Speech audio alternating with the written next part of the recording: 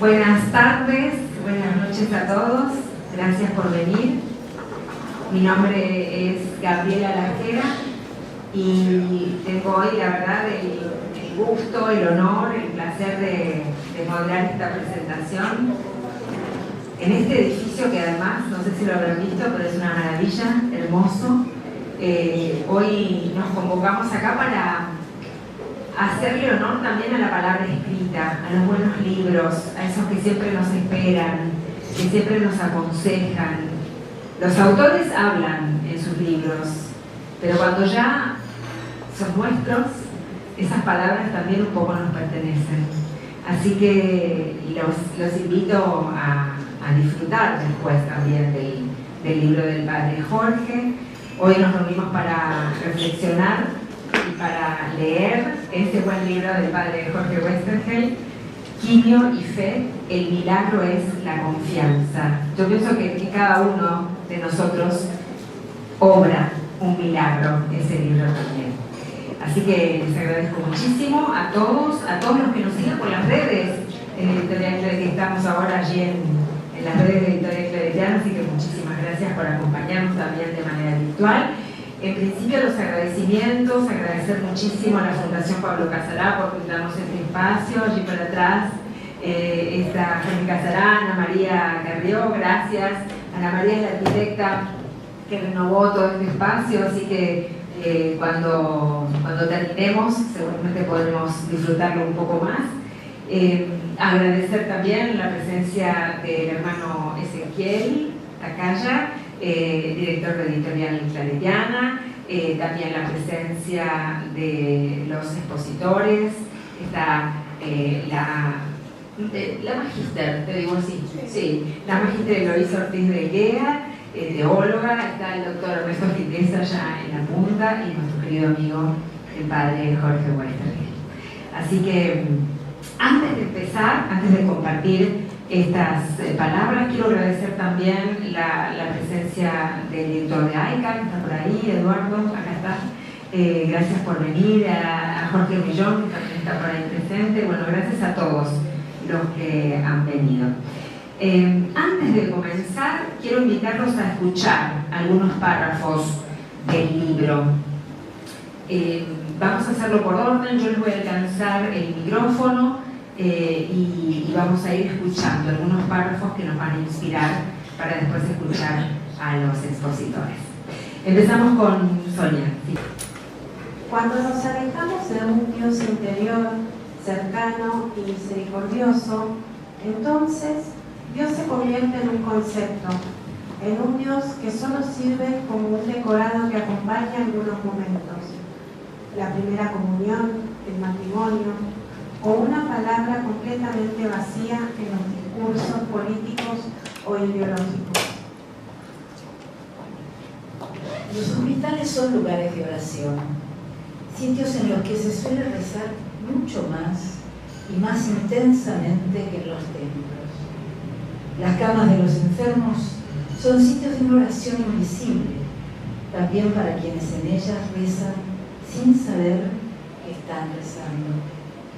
En esas habitaciones no se huele incienso, ni suenan cantos gregorianos, pero detrás, adentro, debajo de los silencios, las oraciones van y vienen, como ángeles que consuelan también a quienes no pueden o no saben rezar. En los hospitales se aprenden oraciones que además de ser invisibles son inútiles. Oraciones que no piden nada porque se necesita todo.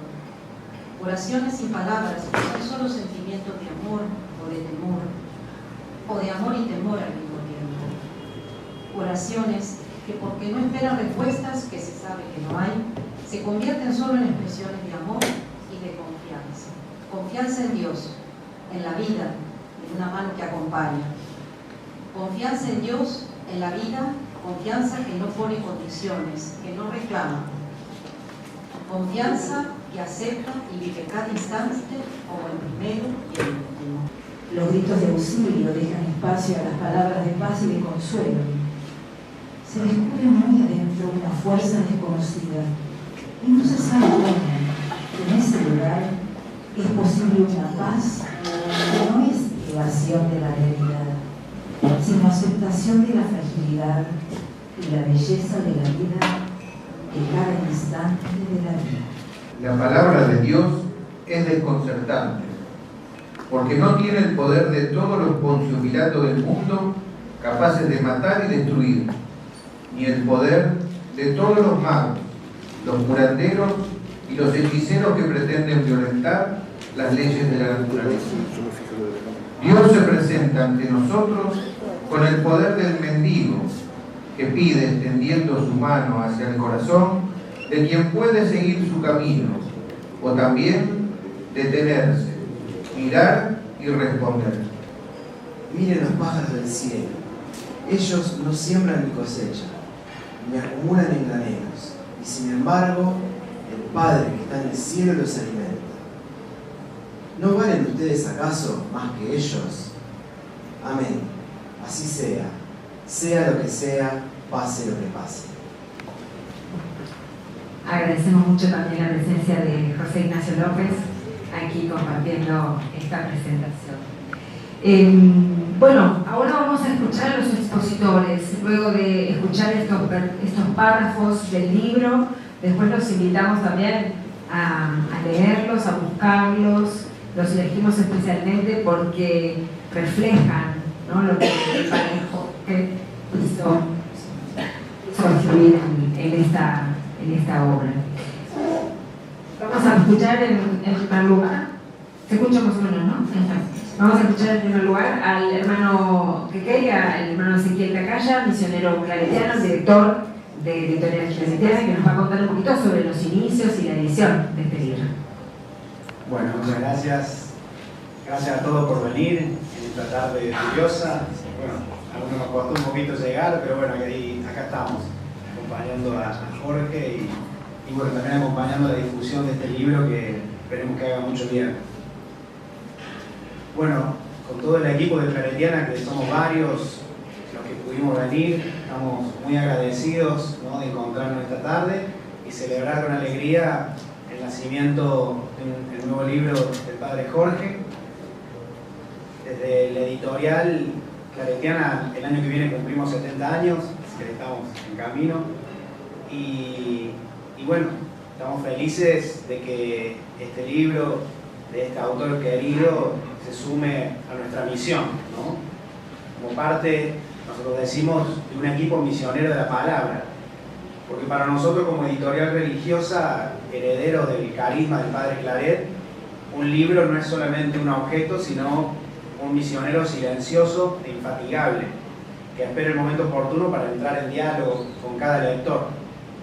Así lo entendí el padre Claret en el siglo XIX, cuando después de sus misiones, él trataba de empezar a dejar hojitas volantes, libros pequeños. Imaginemos que en esa época los volúmenes de editoriales eran volúmenes grandes, y él siempre buscó cómo editar para que el libro pueda estar en cada hogar, ¿no? Entonces, hojitas, libritos, folletos, era todo lo que a él le interesaba, era el modo de seguir extendiendo la misión y sobre todo un modo de sostener el ardor misionero después de un momento de predicación. Bueno, y el libro que hoy presentamos se inserta dentro de una colección que se llama En Búsqueda. Es una colección que con el equipo de producción quisimos generar una colección para dialogar con esas personas que sienten que hay preguntas de fe que están abiertas, que quizás tienen ruidos internos con su práctica, con el modo como le han presentado a Dios, y que es una colección con la que queríamos salir al paso, en realidad, de muchos cristianos que quizás hoy no encuentran un lugar donde celebrar adecuadamente su fe, están en búsqueda, por eso el nombre de la colección, o también personas que quizás no tienen una práctica religiosa, pero que tienen un espíritu de trascendencia fuerte y también quieren conocer y buscar de Dios, ¿no? Así que así nace esta colección y bueno, apenas el libro nos llegó, ya empezamos a soñar su publicación y dijimos, uy, viene justo para la colección que estábamos pensando, que pensamos la colección, pero no teníamos tantos autores, así que estábamos ahí, nos vino providencialmente, ¿no? Y bueno, y de esta colección lo que queremos ofrecer son palabras de fe para el creyente, para el buscador, que sean bocanadas de aire fresco, palabras que no escapen al dolor ni a la incertidumbre, pero que a la vez presenten un rostro de Dios renovado y antiguo. Un Dios Padre misericordioso que nos espera, que nos conoce, que nos ama, que nos quiere vivos. Y después quizá hablar un poquito sobre la tapa del libro. Con estas tapas también nos desafiamos, ¿no?, desde el equipo de producción, a salir un poco del formato religioso más clásico, si se quiere. También con las tapas queríamos dialogar con nuevas generaciones, ¿no? Y bueno, y esto es una metáfora visual, ¿no?, cargada de sentido. Ahí vemos un árbol solitario, despojado de hojas, pero con raíces profundas y firmes. Algunas hojas están en el árbol, otras vuelan, son llevadas por un viento fino que se ve en los trazos, pero que se nota que es bastante fuerte.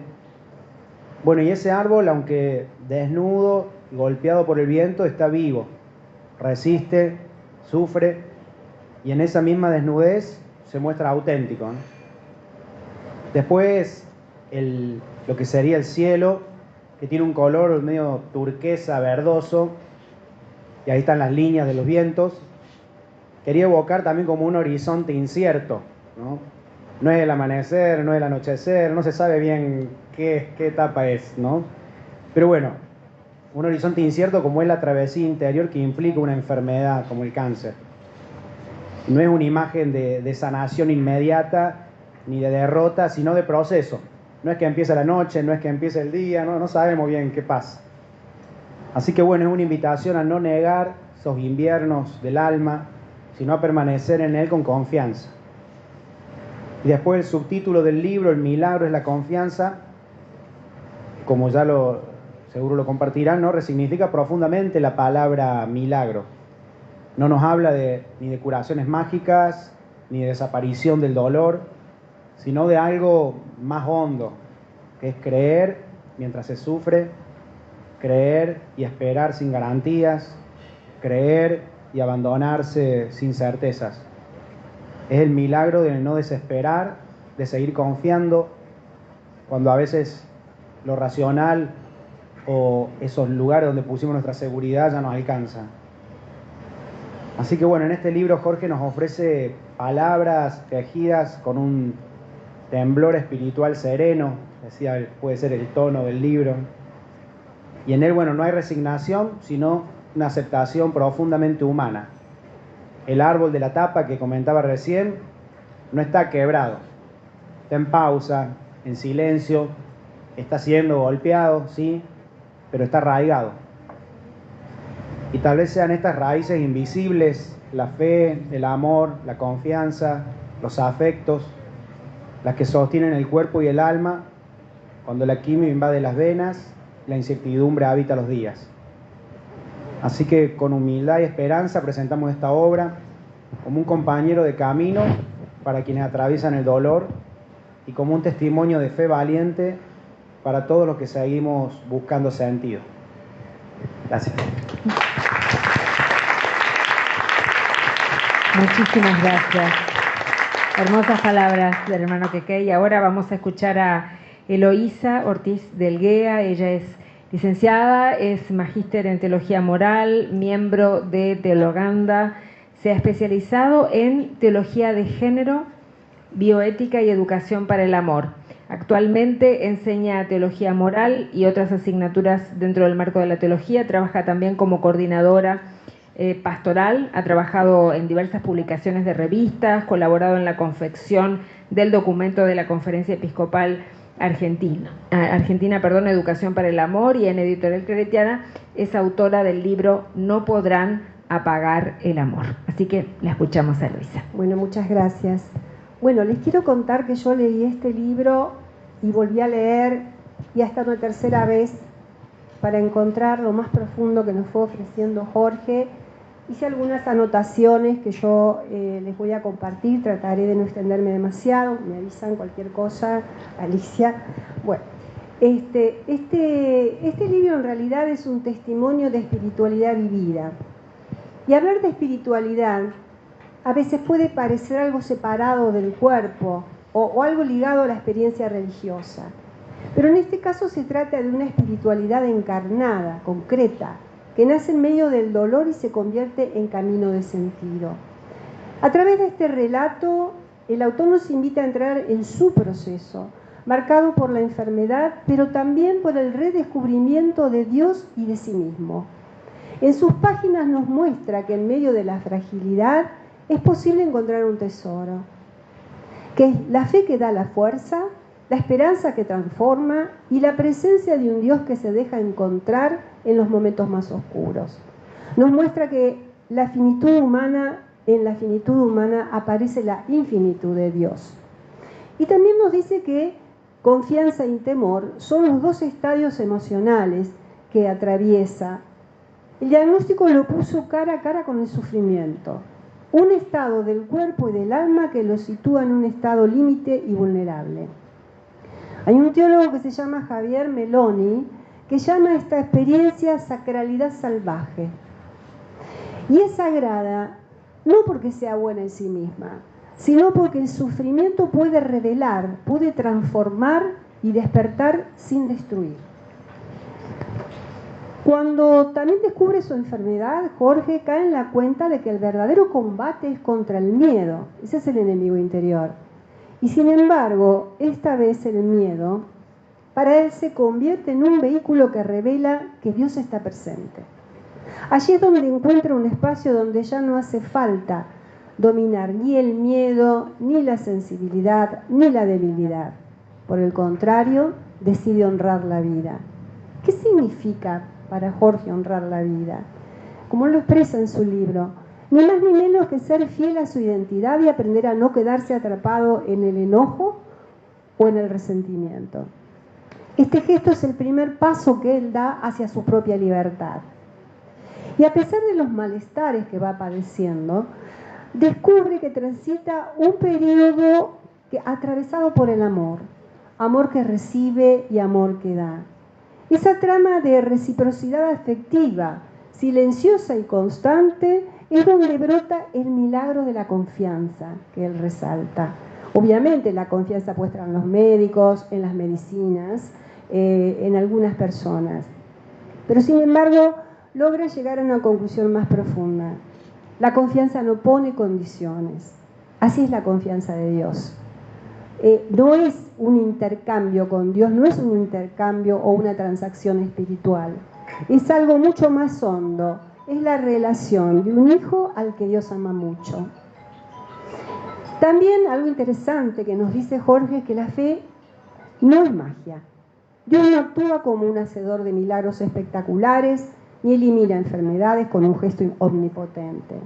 Entonces, se plantea una pregunta de fondo.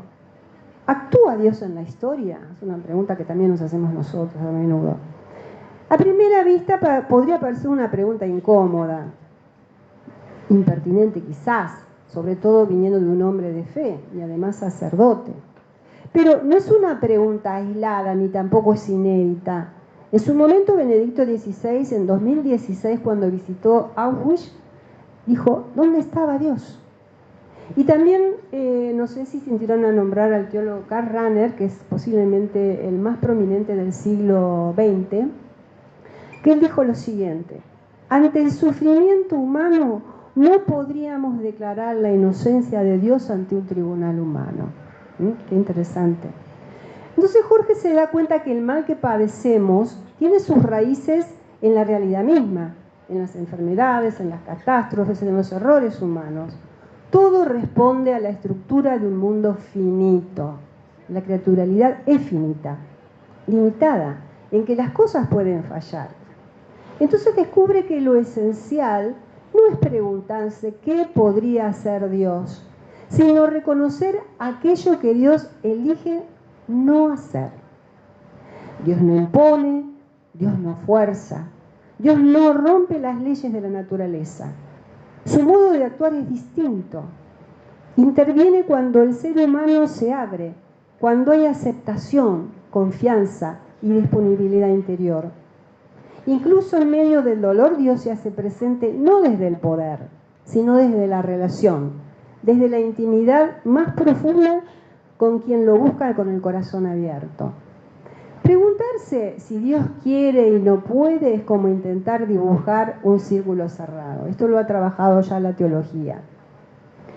No digamos que Dios es verdaderamente omnipotente, pero son preguntas mal planteadas. Porque Dios es omnipotente, pero su omnipotencia no contradice su amor ni las leyes que Él mismo ha creado, ¿no? Es como que Dios no podría ser hierros de madera, porque sería contradecir su propia coherencia. ¿Qué podrá hacer Dios ante el mal? Es una pregunta difícil también. Y Jorge se atreve a afrontarla a lo largo de este libro. Y nos da una respuesta. Dice que Dios puede y quiere amar hasta el fondo de cada persona finita, hasta transformarla desde dentro. No elimina el sufrimiento de forma mágica, pero lo acompaña, le sostiene y le da sentido. Descubre que Dios no vence el mal ni con poder ni con imposición, sino con una fuerza mucho más profunda, que es la paciencia del amor que camina con nosotros. Entonces, esa situación le invita a volver adentro y a volver dentro de sí. También redescubre a Dios de otro modo. Atinadamente nos dice que cargamos con imágenes, frases, conceptos de Dios al punto de parecer impenetrable. Entonces leyó hace un momentito un párrafo así. Y cuando Jorge tiene un encuentro, una experiencia con un mendigo, lo piensa a Dios mendigo, lo piensa a Dios vulnerable. Al Todopoderoso, por contraposición, lo descubre débil y cercano. Incluso afirma que al Dios mendigo es a quien hay que ayudar. De nuevo la pregunta, que nos haremos seguramente muchas veces nosotros. ¿Hay que ayudar a Dios? ¿Aquel que esperamos que nos ayude tiene que ser ayudado por nosotros? Pero resignificar a Dios en tales términos, en un punto podría parecer desatinado, audaz. Sin embargo, Francisco, en la homilía de Navidad del 2021, dijo: Dios no cabalga en la grandeza, sino que desciende en la pequeñez. La pequeñez es el camino que Dios eligió para llegar a nosotros. El niño necesitó ser arropado, alimentado, acunado. Entonces Jorge descubre que Dios es mendigo. ¿Por qué es mendigo? Porque es amor que se ofrece sin imponerse. Dios se expone al rechazo, incluso a que le demos la espalda. Nos dice que en la cruz ama desde la impotencia. Dios es mendigo, para Jorge, de una respuesta que espera, dejando espacio a la libertad humana.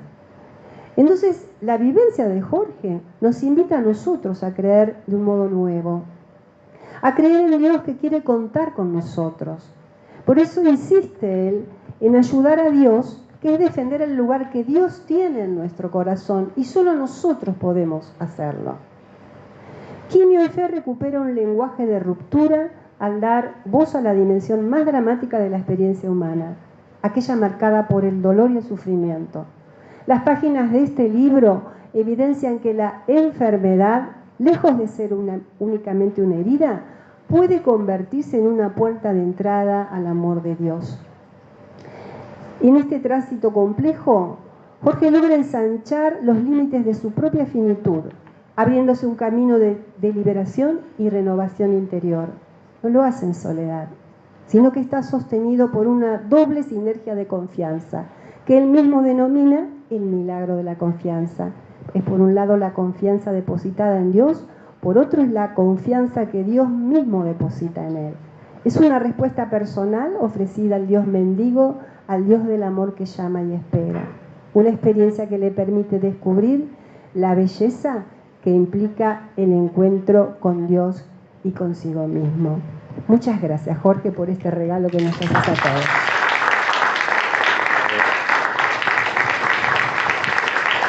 Hermosa, gracias Eloísa, gracias por tus palabras.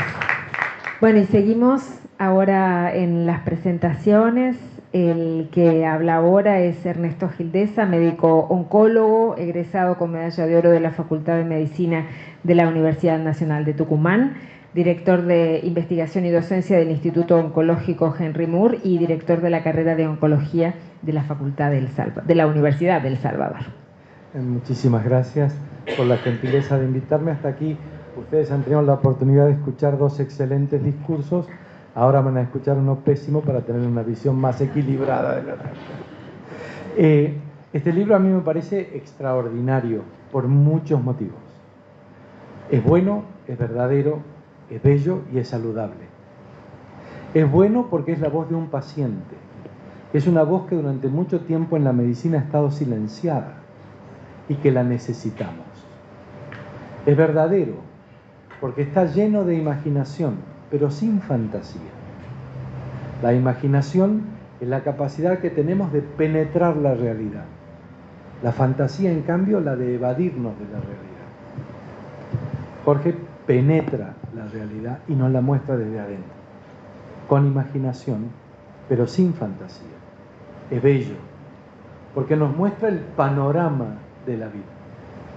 Panorama es una palabra griega hermosa porque significa la vista amplia, que permite ir del pasado al futuro, del afuera al adentro, y hace una profunda introspección mientras percibe la realidad. Y es saludable, porque ayuda enormemente a poder enfrentar los problemas de salud. Por eso creo que es un libro genuino y como tal tiene vida propia.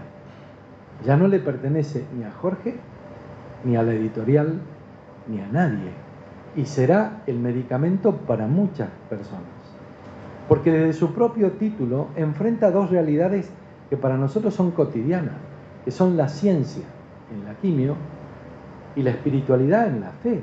Es decir, la biología y la biografía, la materia y el espíritu, el cuerpo y la mente, la conciencia y el cerebro, los rompecabezas y los misterios. Es decir, que nos enfrenta a todo eso que hace de nuestra vida digna de ser vivida. Y hay algunas cosas que me parecen cruciales, ¿no? Y es que es un libro de la proximidad. Y hay dos términos de la proximidad que a mí, como creyente, me son particularmente interesantes. Uno es paulino, que es en todo semejante a nosotros, menos en el pecado. En todo, semejante a nosotros, menos en el pecado. Y el segundo concepto de proximidad es de Nicea, que es cuando dice, y descendió a los infiernos. Y lo rezamos con mucha facilidad, pero no sé si lo entendemos en la profundidad que eso significa. Porque eso significa que en cada infierno de nuestra vida, Él está. Porque ya descendió antes y más profundo que nosotros. Por eso es que nuestra fe en Cristo nos permite encontrar el cielo en cualquier infierno. Muchas gracias.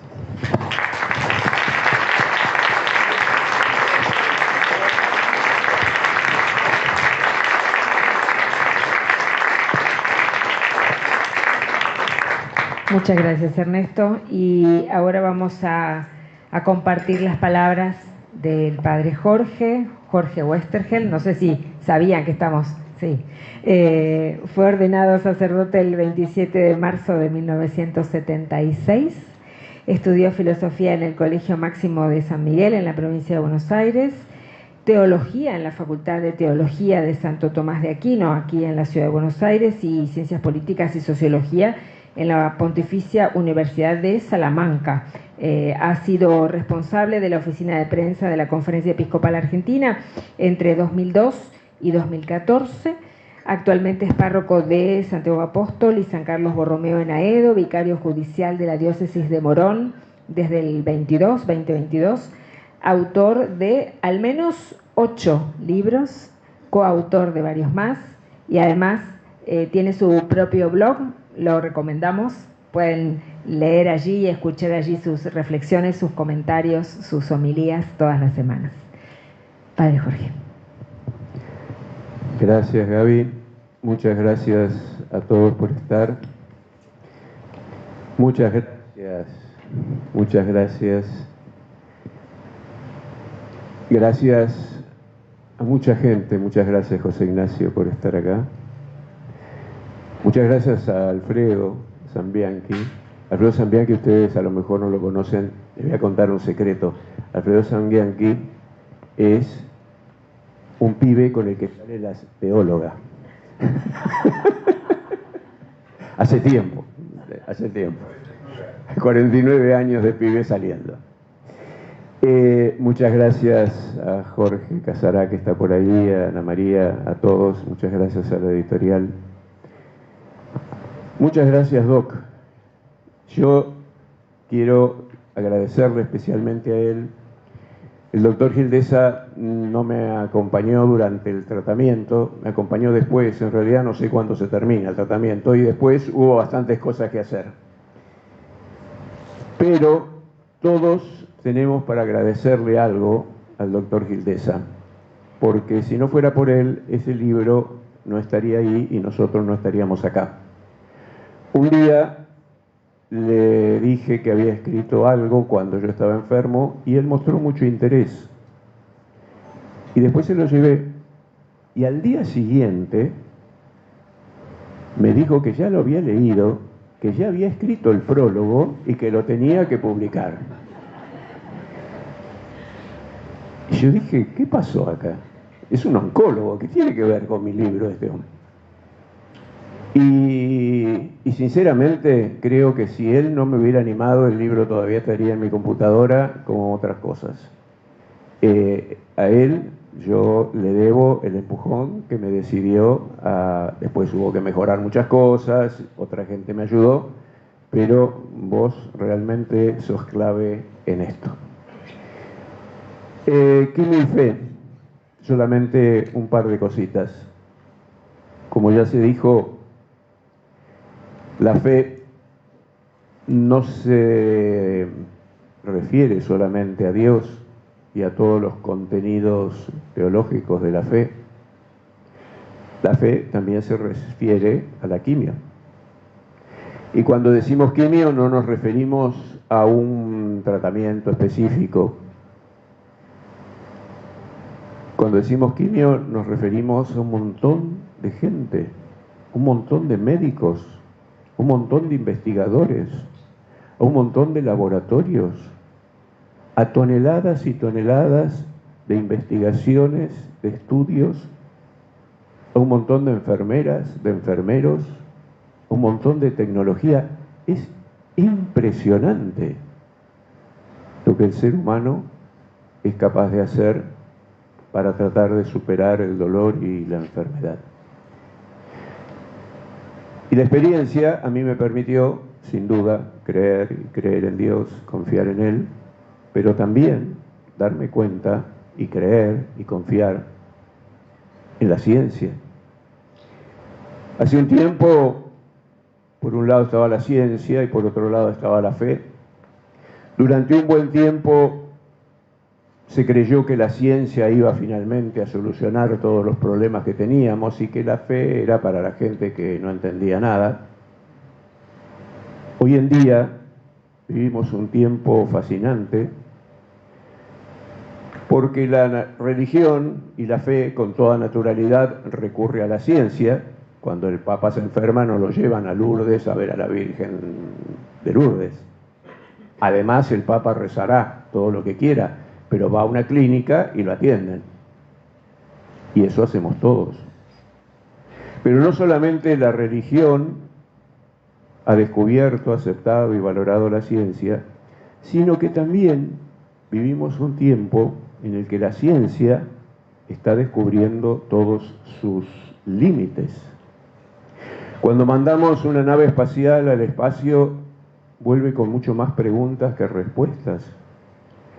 El espacio es cada vez más misterioso a pesar de toda la investigación y el impresionante esfuerzo que hacemos por entenderlo. Y hoy sabemos mucho más, sin duda, pero también sabemos que no sabemos mucho más. Y otro tanto pasa con respecto a lo mínimo, al átomo, a la naturaleza, a la materia, la ciencia, la física cuántica y todos los misterios. A la medida que nos metemos hacia lo más chiquitito, es más misterioso todo. Y en el caso del ser humano, con toda la maravilla que es la medicina, con toda la maravilla que es la psicología, con toda la maravilla que son todas las ciencias que se dedican al hombre, la verdad es que el ser humano hoy es más misterioso que hace unos años. Y que cada vez es más misterioso. Por eso, el milagro es la confianza. Lo impresionante es que con tanto misterio alrededor dando vueltas, los seres humanos confiamos y nos queremos y tenemos la capacidad de empezar siempre de vuelta. Y en este mundo, con todas las inseguridades, con todos los misterios, con todas las guerras, con todas las injusticias, en este momento hay un montón de chicos que se están enamorando y soñando una familia, hay un montón de chicos naciendo, hay un montón de gente creando, hay un montón de artistas dibujando. Es un milagro. El milagro es la confianza. Seguimos confiando, seguimos construyendo, seguimos apostando. Dios nos regala la capacidad de confiar. Y por eso el libro habla de la fe, habla de la quimio y habla de la esperanza. Y una última cosita. Mucha gente me ha dicho en estos días, recibo muchos mensajes muy lindos, y me hablan de qué bien, padre, qué fe que tiene usted. Qué bárbaro poder vivir la enfermedad con esa fe y esa confianza. La verdad, mi fe es muy chiquita. No tengo una fe muy grande. Y a mí me encanta ese pasaje del Evangelio en el que unos discípulos le dicen a Jesús: aumentanos la fe. Y Jesús, en lugar de mandarlos a estudiar a la UCA, les dice: miren, si tuvieran una fe así de chiquitita como un grano de mostaza, podrían, perdón con lo de la UCA, no me quise meter con teóloga. Miren, si tuvieran una fe así chiquitita como un grano de mostaza, moverían esa montaña. Todos tenemos montañas adelante. Puede ser la montaña de un problema de salud, puede ser la montaña de un problema familiar, puede ser falta de plata, puede ser algo que nunca logramos solucionar. Todos tenemos alguna montaña. Y a veces creemos que para mover la montaña tenemos que tener mucha fe. Y le decimos a Dios que aumentanos la fe. Y Jesús nos dice: no, mira, con que fuera así chiquitita alcanza. Creo que nos equivocamos al mirar nuestra fe, a ver si es grande o chiquita. Lo que hay que hacer es mirar la montaña. Si miramos la montaña, si nos vamos, por ejemplo, a la Aconcagua, vamos a descubrir que la montaña es diferente a la mañana que a la tarde. Es diferente cuando llueve que cuando nieva. Es diferente cuando hay sol, cuando hay viento, cuando hay nubes. Las montañas nunca son iguales.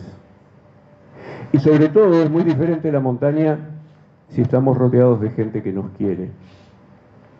Cuando estamos con alguien que queremos, las montañas también son diferentes.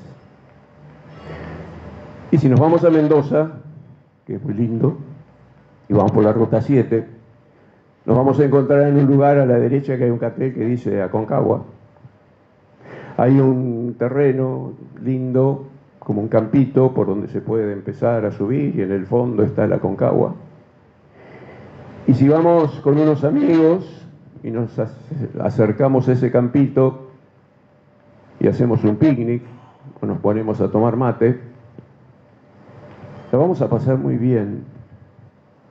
Y al rato de estar pasándola muy bien, nos vamos a olvidar de la Concagua. La montaña no está más, están los amigos, está el cariño, estamos nosotros. Todas nuestras montañas, con muy poquita fe y con mucha gente que nos quiera y por la que nos tenemos que dejar querer, se mueven. Si yo quisiera resumir todo lo que escribí en el libro en una frase, sería esa: con una fe muy chiquita, las montañas se mueven. Esta noche, que estoy rodeado de gente tan linda y que nos quiere, y esta noche que estamos pensando todas estas cosas, esta noche nos estamos olvidando de nuestras montañas. Y mañana nuestras montañas van a ser diferentes. Todos los días son diferentes. El milagro es la confianza. Muchas, muchas, muchas gracias.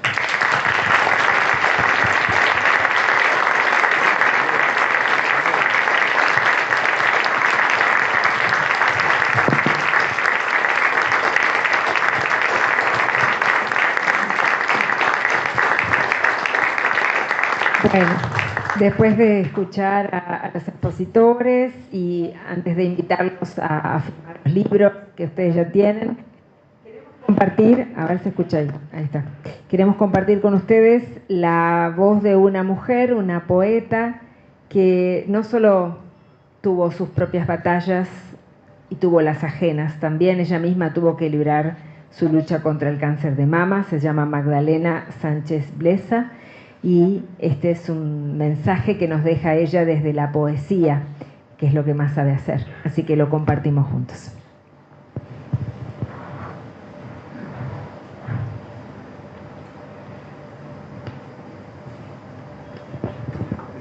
Hoy es el Día Internacional contra el Cáncer de Mama. Les voy a contar una pequeña anécdota. Hace aproximadamente 8 años, en el Auditorio Víctor Villegas de Murcia, yo estaba en un escenario recitándole y dándole ánimo a 500 mujeres afectadas de cáncer de mama. Tenían pañuelos, pelucas, sombreros, y yo las veía desde ese prisma de una persona con salud que mira a un enfermo y dice qué lástima que le ha tocado y mira qué papeleta tiene. Sí, pero yo lo que no sabía es que yo tenía un cáncer de mama en ese escenario.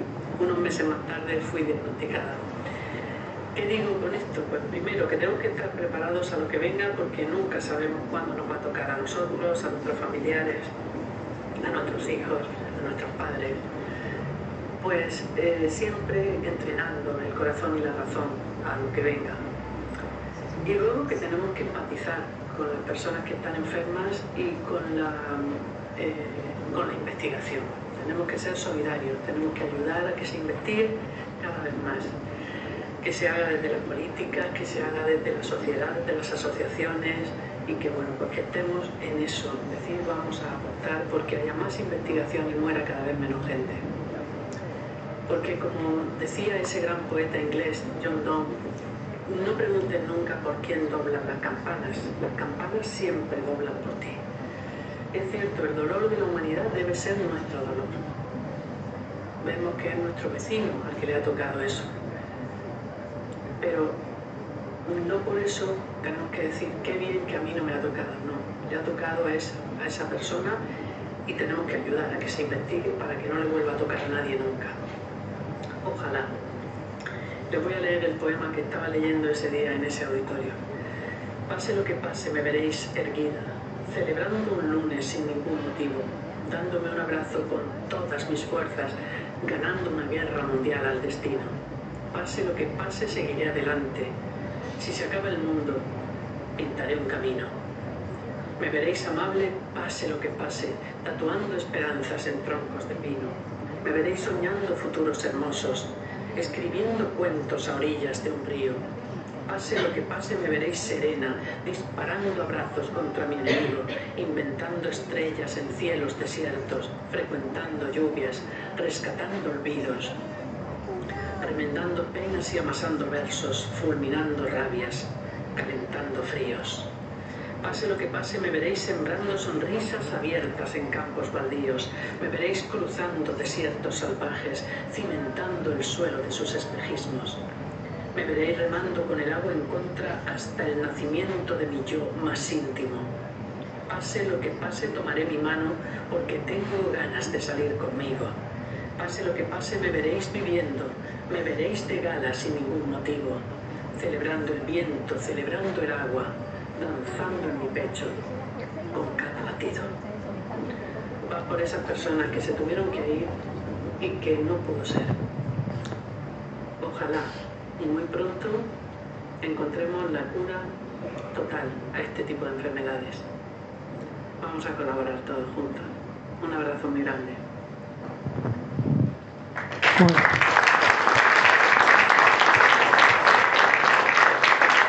Hermosas palabras.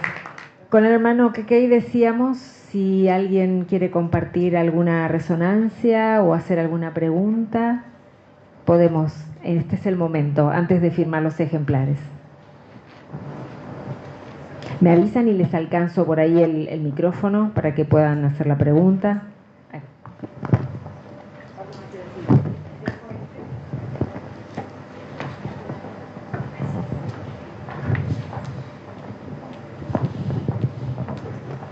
Ahí está. Buenas tardes, buenas noches a todos. Perdón, ¿puedo pasar acá? Sí. Sí, mi nombre es Laura, soy también de Italiana, no sé si se ve algo.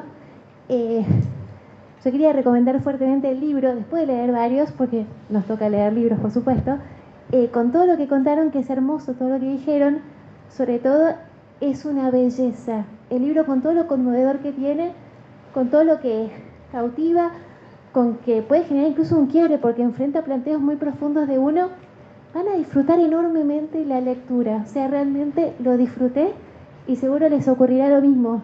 Incluso para los amantes de la literatura, con todo lo que contaron, está englobado en esta belleza. Comparto lo que dijo el doctor, que es bello, realmente. Muchas gracias. Muchas gracias, muchas gracias. ¿Alguien más quiere compartir alguna pregunta o algo para decir? Sí, del caso.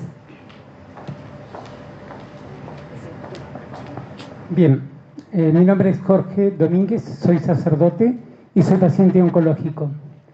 Realmente agradezco el haber podido estar hoy aquí, gracias a un hermano de nuestra comunidad que nos mostró la publicación y vinimos. Y realmente algo que agradecerle, por supuesto, al Padre el testimonio, pues a veces los curas somos medios reacios a estas cosas. Y usted recién dijo una frase que me quedó, ¿no? Usted dijo, a Francisco lo llevaron al hospital, no lo mandaron a Lourdes. Qué gran realidad, ¿no? A veces parecería que simplemente como sacerdotes diciéndole a la gente, o reza esto, reza aquello, o esta novena, o aquella otra, ¿no? Lo alejamos también del beneficio que pueden recibir de la ciencia. Por eso creo, si bien su libro no lo leí y lo voy a leer con mucho gusto, creo que se puede hacer la síntesis perfecta en esto que usted explicaba. Ojalá que el libro sea, hoy se lo dije a miembros de la editorial claretiana, ¿no? Que capaz que en esta sala podría haber 300 personas escuchando esto. Yo decía que bueno que lo publiciten para que conozcamos. Sabemos que muchas personas que vienen a la iglesia vienen precisamente porque tienen una dolencia, ¿no? Esto se ve muy bien en las misas de los enfermos, en las misas de sanación, ¿no? Qué lindo si muchos pudieran descubrir y bucear en este libro para poder llevar la enfermedad de otra manera. Lo último también que usted dijo es, y también lo remarcó ahí la Magdalena, ¿no? Que esto de la gente que nos acompaña, ese es un gran alivio frente a nuestra enfermedad, ¿no? De hecho, porque a veces también los sacerdotes, aunque bueno, en mi caso yo soy de una comunidad religiosa, entonces vivimos en comunidades distintas, pero a veces estamos muy solos también en esto, ¿no? De aquellos laicos que están junto con nosotros, que nos acompañan, que nos cuidan. Realmente yo creo que todo es parte de la sanación. Y digo sanación no como dijo usted, ¿no? Como si Jesús fuera a ser el gran milagro mágico, sino sanación como bienestar para poder sobrellevar la enfermedad. Gracias, Jorge. Gracias a vos, hermano. Sobre este tema de la compañía que uno tiene cuando está enfermo, una sola cosita. Recomendación, no hace falta tener cáncer, pero uno muchas veces se enferma por cualquier cosa. A mí pocas cosas me han hecho tanto bien en esos días como estar preocupado por lo mal que estaban los demás. La familia, los amigos, los demás, a veces están más asustados que uno. Y la gran tentación cuando uno está enfermo es convertirse en el centro del mundo. Hay enfermos que se convierten en déspotas, toda la familia gira alrededor del enfermo. La gran tentación es creer que uno es el centro del mundo porque está mal. Los demás también están mal. Y además muchas veces no tenemos idea de lo mal que están los demás. Pero a nosotros nos hace mucho bien salir de lo mal que estemos y fijarnos en el mal de los demás.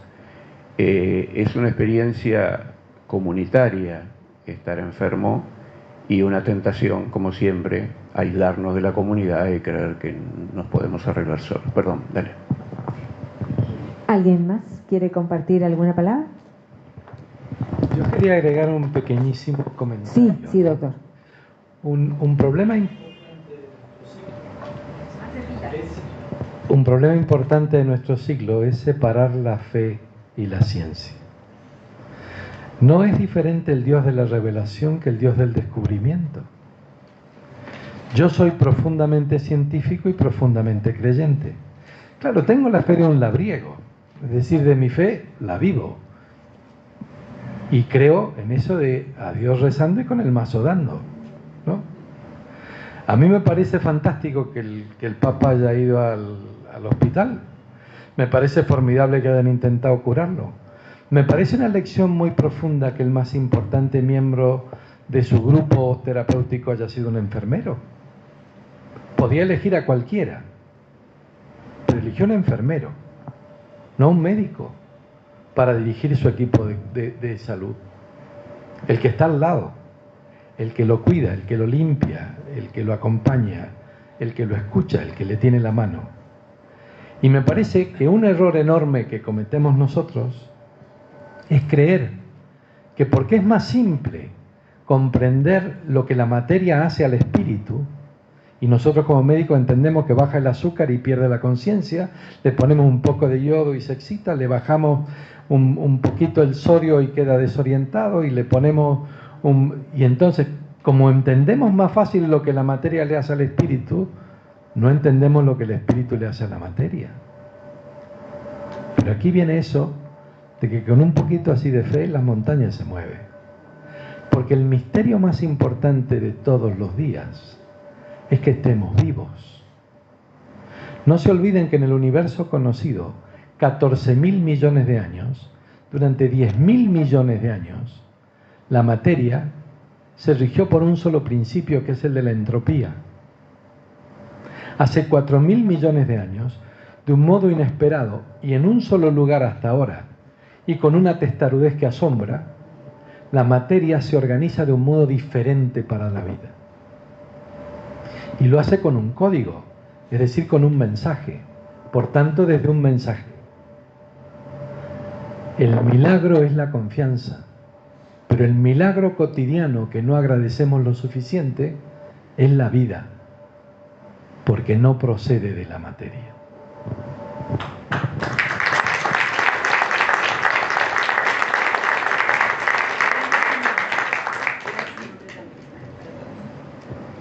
Bueno, buenas noches. Con Jorge hemos compartido 4 años de estudios en el convento de los dominicos. Hacía mucho que no lo veía. No te perdías nada, no te perdías. Así que para mí es una gran alegría verte bien. Tengo familia en Rosario y allá es famoso el Padre Ignacio. como acá en González Catán lo era el padre Mario Pantaleo. Quería preguntarte, si bien el Papa fue a una clínica y no a Lourdes, ¿cómo, primero, si se te cruzó por la cabeza recurrir a algún cura sanador? Segundo, en Rosario también está la otra mujer esa, que no recuerdo el nombre, ¿no? Leda Bergonzi, sí. Y después, ¿qué dirías? El otro día conocí a un padre de familia con 3 hijos y el menor tiene un problema visual que se está quedando ciego a los 10 años, ¿no? Y entonces me decía si yo podía hacer algún contacto con el padre Ignacio, ¿no? Bueno, ¿cuál sería, digamos, sabemos que por la fe bastaría con pedirle a Dios, ¿no? Yo no necesitaría ese instrumento humano, pero sin embargo existen esos instrumentos humanos. ¿Qué reflexión podrías hacerme al respecto? Varias cosas. Primero, que el Papa va a la clínica Gemelli, pero además le reza a la Virgen. Y yo me atendí con el doctor y con unos cuantos, pero recé que no te cuento. Al padre Ignacio lo conocí hace unos años. Yo estaba bajaba del ascensor, la conferencia episcopal, y él iba a subir al ascensor y lo reconocí y le dije: vos sos el padre Ignacio. Sí, hola, ¿qué tal? ¿Cómo te va? Le dije: mirá, ¿por qué no me das una bendición de las tuyas que son más importantes que las mías? Y se rió y me agarró la cabeza, se puso a rezar, sí, un rato, me apretaba fuerte la cabeza, y después me soltó la cabeza y me dijo: ¿qué cabeza? Y yo dije: seré muy inteligente o tendré un tumor. No sabía muy bien a qué se refería. Dije: ¿qué cabeza? Y se fue. No se me ocurrió ir al padre Ignacio. Respeto muchísimo a la gente que lo hace. Sé que le hace mucho bien. Creo que en estas cosas cada uno tiene que hacer el camino que puede y que le sale. A mí eso no me salió. Creo que lo que hay que evitar en cualquier caso es la idea de que Dios me pone a prueba y de que si yo tengo mucha confianza voy a lograr doblegar a Dios. La confianza no es un peaje para que Dios haga lo que yo quiero. La confianza es un regalo de Dios. Y la inquietud de no saber qué va a pasar también es un regalo. San Agustín habla de esto, habla de mi corazón está inquieto hasta que descanse en ti. A veces creemos que tenemos que cultivar la fe y que la fe es la solución para la inquietud, como si la inquietud fuera un problema. Las dos cosas son un regalo. Es un regalo la fe y es un regalo la inquietud. Tenemos que cultivar la fe y tenemos que cultivar la inquietud. Si cultivamos la fe sola, sin inquietud, nos convertimos en magos, en intolerantes, en fundamentalistas, en aquellos que imponen una creencia. Si cultivamos solamente la inquietud, nos desesperamos, nos angustiamos y no llegamos a ningún lado. Las dos cosas son un regalo. Es un regalo creer y es un regalo dudar. Y es un regalo sufrir y no saber qué pasa.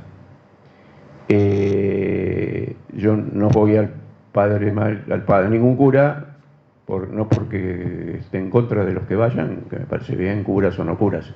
Cada uno busca donde puede.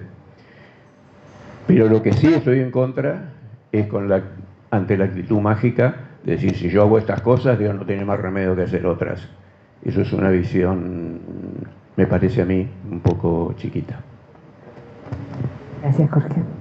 ¿Alguien más en la sala quiere comentar, quiere preguntar? Sí, cómo no.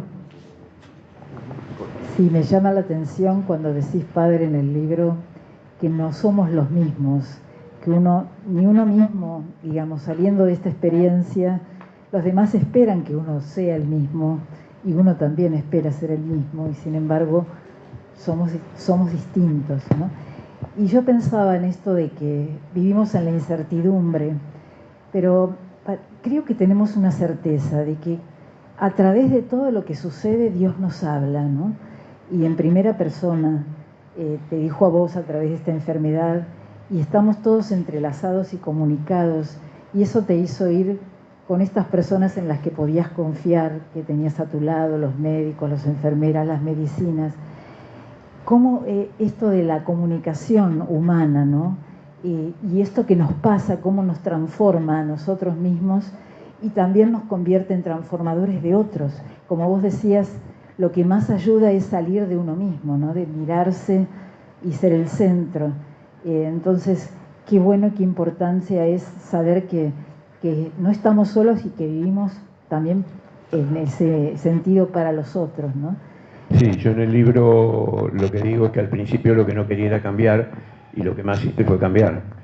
Y que, bueno, uno no puede pasar por nada sin cambiar, porque la verdad que no hace falta tener un cáncer para cambiar, pero evidentemente cuando uno pasa por cosas como estas, uno es otro y es mejor. Yo soy casi hasta más bueno, fíjate vos. ¿Cómo cambia la gente? Bueno. ¿Alguien más? Tenemos la posibilidad, ¿cómo no? Bueno, yo empecé a leer el libro recién hoy porque lo compré hoy y no quiero spoilearlo, pero me impresionó algo que dijiste, que después de muchos años de sacerdocio te vinculaste con Dios de otra manera, totalmente distinta, y eso me impactó. Y la metáfora del mar, el mar que llega a la playa y se retira, Dios se retira de nosotros. Si voy a comentar algo de eso.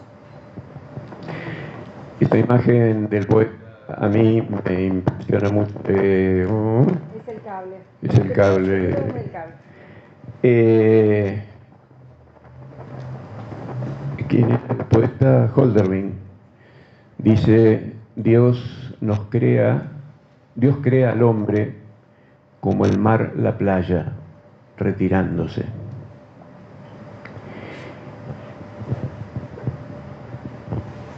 La imagen es muy poética y muy linda, pero en realidad es lo mismo que hacen ustedes con sus hijos. Ustedes hacen crecer a sus hijos retirándose. Ustedes hacen crecer a sus hijos dejándolo, bueno, a ver, dale. A menos que sean esas madres insoportables que viven así, y entonces el hijo las manda a miércoles y hacen lo que quieren. Normalmente, ser madre o padre es saber retirarse, y Dios es un padre. Y a mí me encantó la imagen esa de Hölderlin. Dios crea al hombre, no que lo crea en el principio de los tiempos, sino que todos los días nos está creando retirándose.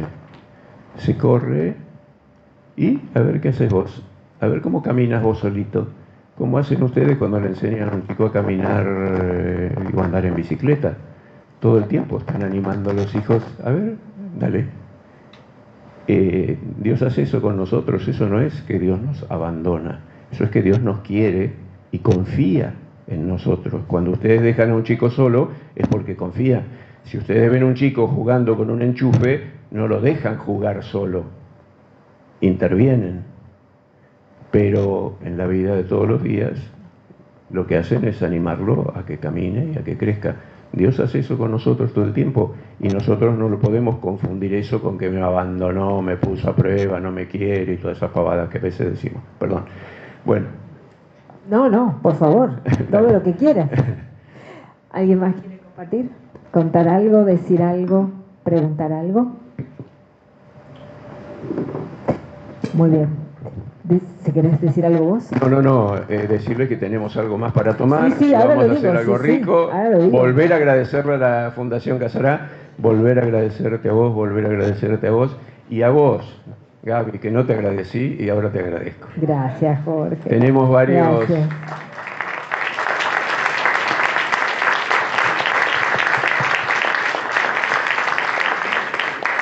Con Gaby hemos tenido varias aventuras periodísticas. Por supuesto. Hemos algunos hecho a la juntos un madrugada. programa de Sí. Hemos hecho juntos un programa de televisión muchos años. Fue muy lindo. Hicimos juntos un programa en Orbe 21 durante 6 años y casualmente decía yo con el doctor Ernesto, en el medio también de la enfermedad de Jorge. Y al leer el